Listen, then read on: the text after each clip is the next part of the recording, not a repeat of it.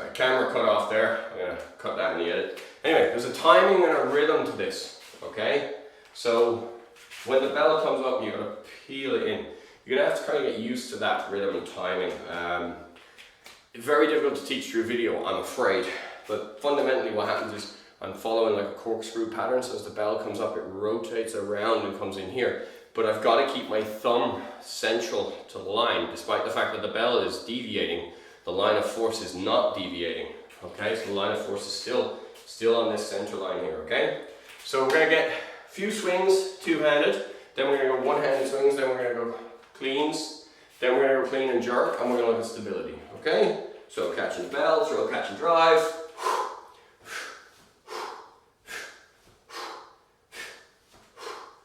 Switch into one-handed swings. And we're going to switch into clean. Nice and easy. Okay, we're going to repeat that, but this time we're going to clean into a front squat. So from here, I'm going to clean, and as the bell falls, I'm squatting down. Let's do that again. So I'm going to clean, and I'm coming up. Okay, we're going to do one more. We're going to use the accelerant force of the up thrust from the squat to throw the bell up. So I'm going to here, I'm going to clean, squat, drive that bell overhead. Okay, finding your 0 point. Basically the best way you can do this is to keep that weight there for a bit. You'll figure it out real quick, okay? Because if the weight goes out at all, I actually have to work. I am really working now. This is all fired up. Everything here is fired up to keep that. There we go. And it's relaxed, okay? Now I want you to look up the bell, taking your other hand, tracking it down your leg, come down, and back up. Now believe it or not, that is structurally stable to the shoulder the whole way, okay? The bell is straight over the shoulder. Hand on the thigh, go again, look at the bell, sink down, and back up. Okay, last one, hand on the thigh, down, and back up. Okay, re-rack the bell. Back into two-handed swings.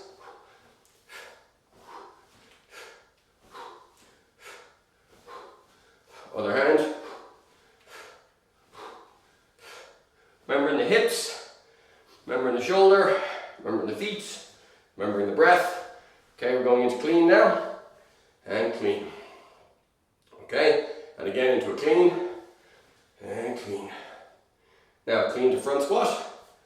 Ready, clean and squat, nice and deep. Push those knees out. Back up again, lovely, and again. Clean front squat. Beautiful. This time, use the up thrust from the squat to drive that bell overhead. Clean, squat, drive the bell overhead. Good, stay there. Should be able to hang out. If it's structurally secure, you can hang there. If it isn't, oh, that's hard work. Okay, hand on the inner thigh. Look at the bell, slide that hand down the inside of the leg, and back up. Good, and again, look at the bell, down and up. Lovely, last one. Down and up. Re-rack the bell, and down. Fan-scrabulous. So, once we start to get used to this overhead position, this is where the kettlebells really start to come into their, but they can do more than a barbell. Is that true? No, they're functionally extremely useful because they move with there's the dynamic element. We can use them for mobilization, for strength and endurance and coordination. So it's like the foundation of fitness can all come through in a kettlebell. I really like them because they're much lower risk, but the downside is the learning curve. You do need to take a few weeks to get used to using them. And you do need to take a few months to get good at using them. But if you put that time in, as you guys are doing with a course like this, it really does pay dividends. Fundamentally, the kettlebell swing and the Turkish get up are the two that made the most difference to me, and they gave me excellent core stability. But doing lots of cleans and jerks and snatches, which we're going to come to in a little bit, that also gave me really nice full body movement. And ultimately this is exercise for health rather than sport, so we're going to do more than just the swing and the Turkish get up, but they are foundational elements. Okay? So, going back into this again, we're going to do our swings. We're going to do our we're going to do our swings, we're going to do our clean to front squat, we're going to do a clean jerk, then we're going to do a clean jerk windmill, and then we're going to do the Turkish get up from standing to the ground. Okay, so with all that waffle in mind, grab your bell, throw, catch and drive.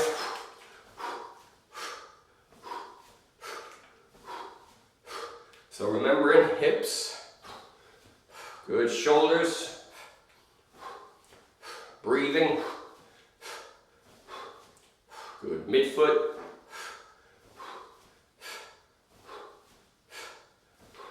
one-handed swings.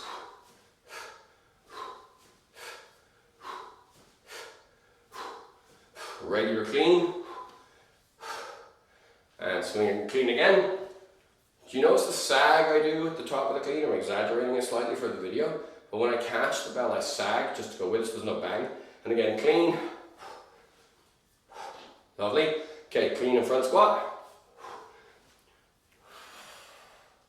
Back up, clean and front squat. And this time, clean front squat and thrust. Lovely. Now we're just going to do a few of those thrusts. So let the bell down, bend your knees a little, and throw that overhead. That wasn't great for me. Down, and again, that was better. One more, down. Okay, it's called the jerk, that movement there, because it's jerky. Right, okay, looking at the bell, hand and thigh, down, and up, down, and up, and down, and up. Lovely. From here, gonna go into the Turkish get up. So, bell is in my right hand. My weight goes over my right hip. So I'm bringing my weight over here, over my right foot even. Sliding my left foot back, and just tentatively bring that knee to the ground, softly. Once that's there, I'm gonna move that foot out of my way, and bring that hand to the ground. Once that's stable, hip up, slide it through, sit down. From there, onto my elbow, onto my shoulder, flat onto my back. Back onto my shoulder, up onto my elbow, up onto my hand. I'll move it over the camera. Now watching my knee position here, keep the knee over the foot, hip up, slide that knee back, square up, adjust that back foot, load the weight into the bent knee, and up we go, bell to the rack, and bell to the floor. Good, there's a lot to it, there's a lot to it, okay? But it's worth it, and it's simple, it's just not easy, okay? One of my favorite terms that I stole from Dave Hedges. Simple but not easy. Right, grab the bell, throw, catch and draw, hips, shoulder, breathing, midfoot, switch to single hand, other hand this time, left, I used my right last time.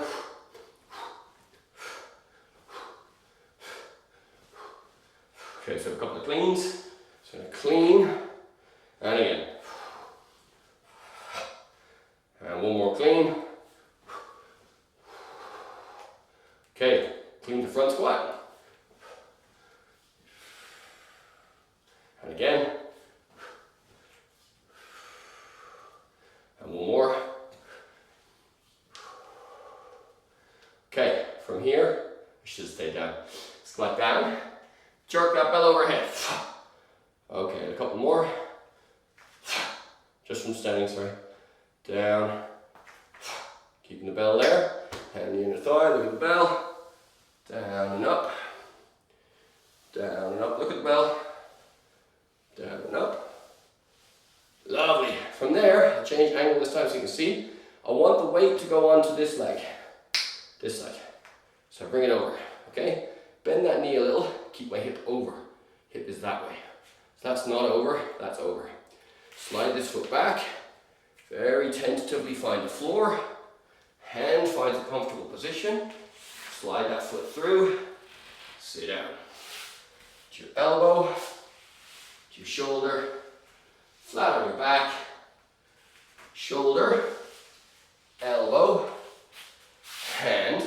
Now this is no good with that knee. I need it to be here so I can lift up, slide this through, adjust position, bending this now, loading the weight here, and up we go. Rack the bell, and to the floor. Cool, shake it out. Shake it, loosey-goosey. So there's a lot that we covered. Main thing here today is stability. So we're just gonna blast through some cleans and jerks, okay? We do a couple of swings to get us in the humor, then clean and jerk, pause, and then repeat, okay? So we're gonna pause overhead. Not for long, just for a beat. The pause will determine whether you're stable or not. If you cannot pause, if you cannot stand your ground, you probably didn't build good stability. If you build good stability, standing your ground is quite easy. Now, you can think about that physically, mentally, emotionally, socially, okay? Spiritually and financially too, while I mention it. So that can cover all aspects of health, all domains of health. Right, let's hit it. Go.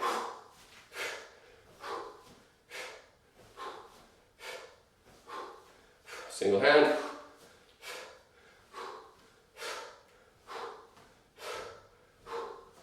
Pardon me, other hand. Okay, I'm going to hand-to-hand passes now.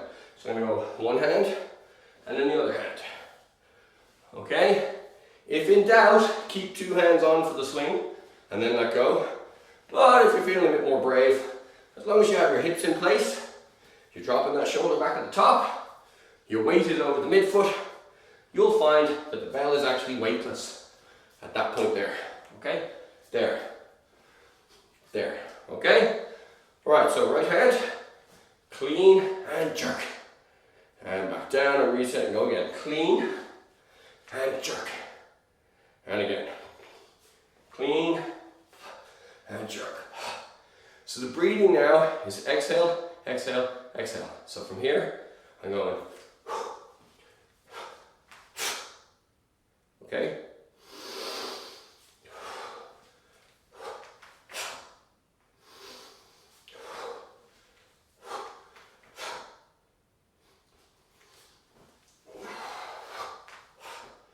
Okay, I'm going to switch hands. Alright. So left hand, just a couple of swings. Okay, into clean. Lovely, and jerk. Boom, nice.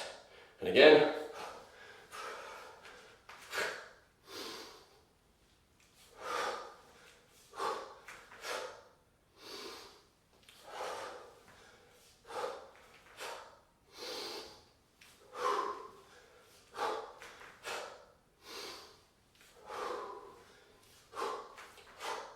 And relax.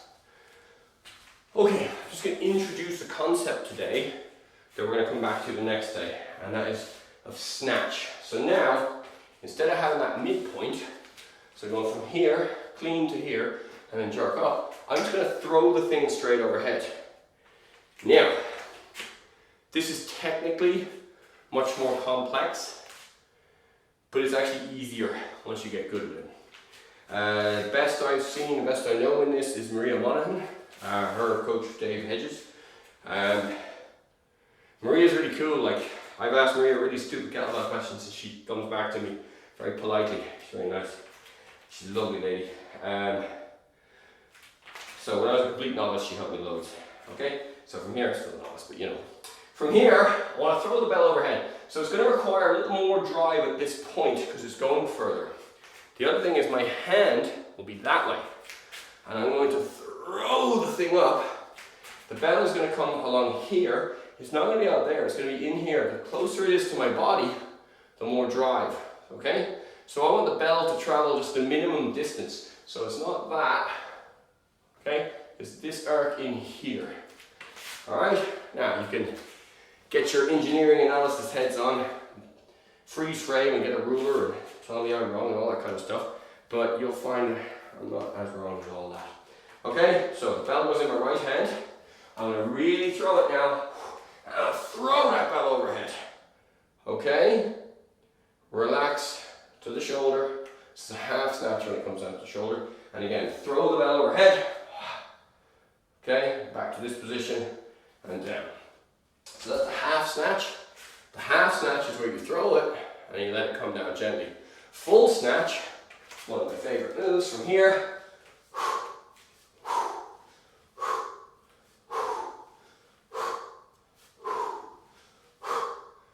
And the beauty is you can actually swap hands overhead. By exactly the same principle we were swapping before, I just slide my hand in where the bell is weightless. Now, do not try that until you have completed this program. Sorry, you can try to snatch, but the overhand switch part. Complete this program, and you'll probably want, there's one more program after this one, and then that one, the one after that, we'll build into that. So that is quite a high skill, the hand snatch thing. Why did I show you it if it's too high skill level right now? Because I want you to think, if your structure is good and you're stable, there's lots more you can do with this. Now, I'm not limiting your movements. I'm just going to ask you to look for structural integrity and risk factors, okay? So all of the training that I do, whether it's martial arts or fitness stuff or whatever it may be, any exercise, any training that I do, I'm looking at the cost of each failure, okay? And what I want to do is I want to fail with minimal cost. I want to have no fear of failure at all. Minimal cost of failure. And I want high iteration testing, high repetitions. So instead of me going and taking the heaviest barbell, like I did when I was in early 20s, I just grab the heaviest thing and yank at it 4 or 5 times with terrible form and wonder why I wasn't getting that much better, okay? Instead of taking that approach, what I want to do now is I want to test, fail, test, fail, test, fail, test, fail, and then I know where my successes are, and I can build on those in a very safe way. And that is how I want you to approach fitness. Low cost of failure, high iteration. The problem is you might not know what the cost of failure is. That's why we do this iteratively. That's why we do it over 6 weeks, these little blocks, and we just keep building. So you should come off Fit for Life into this, which gave you good structure, gave you the foundations of fitness right there. That's a really good course, it's got all the foundational stuff, but it'll teach you about that postural alignment and how it feels and how to do it correctly. That's what makes it low cost of failure, that we're not putting risk on any of our joints. Anyway, waffle too long. Have a great one, see you later, bye bye.